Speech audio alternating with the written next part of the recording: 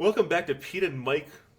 Welcome to the podcast. We hope you survived the experience. Today, we're talking about Sean Cassidy, Banshee, Interpol agent, mutant hero, reluctant headmaster, and possibly the only X-Men who pronounces Xavier with a thick enough accent to need subtitles. Before he ever joined the X-Men, Banshee was Interpol. An honest-to-God international detective. While other mutants were getting expelled from school or blowing up labs, Sean was chasing smugglers across Europe. He's the only X-Men to come with a pension and a badge. He's also a father. His daughter, Teresa, better known as Siren, inherited both his sonic power and his dramatic flair. They fought together, yelled together, and occasionally yelled at each other, but it's one of the healthiest parent-child relationships in X-Men history. Which isn't saying much, but still... When he joined in all new, all different X-Men in 1975, Sean was already pushing 40. He wasn't the rookie, he was the field trip's chaperone. Storm was mastering weather, Banshee was mastering lower back pain. He's the guy who shows up with extra granola bars and first aid kits. Hey, Mike, do you think the Blackbird had a dad seatbelt alarm just for him? If it did, he's the one who installed it.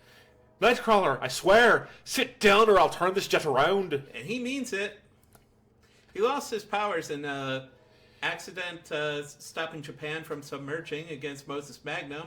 Moses Magnum, that's a code name. That's also a cologne. After the crash, Sean spent a long time grounded. No flight, no scream, just stubborn Irish determination.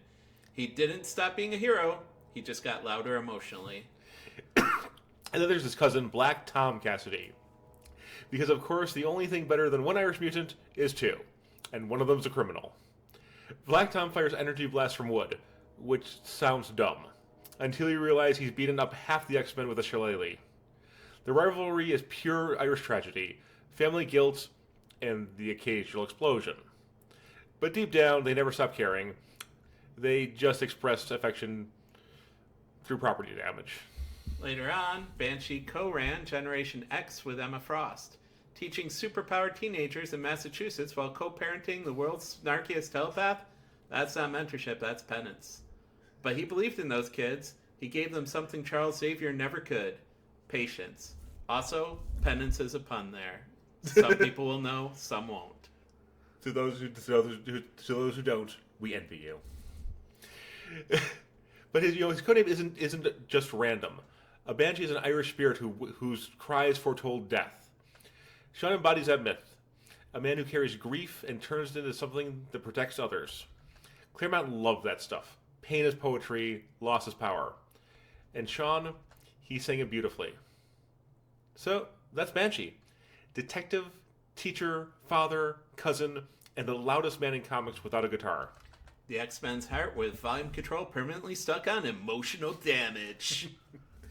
Next time, we're trading decibels for density. Talking about the man of organic steel himself. Colossus, artist, tank, human anvil, and the only guy who can make brooding look wholesome. He can lift your tractor and your spirit at the same time. So join us next time. Bring your sketchbook and emotional armor. Until then, I'm Pete. I'm Mike. And we hope you survive the experience.